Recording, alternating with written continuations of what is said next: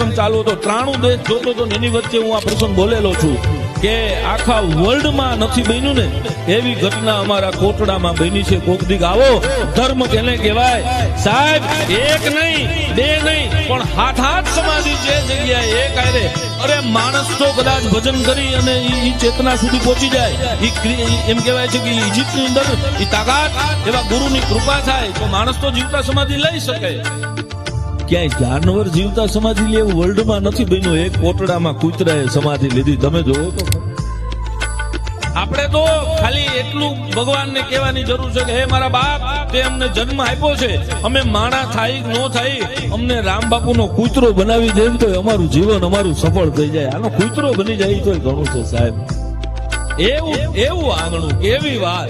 કોક દીક રાતના 12 વાગે આવો, પાછો તમારામાં ભરોસો હોવો જોઈએ, વિશ્વાસ હોવો જોઈએ. આ તો ભરોસાની વાત છે સાહેબ. અને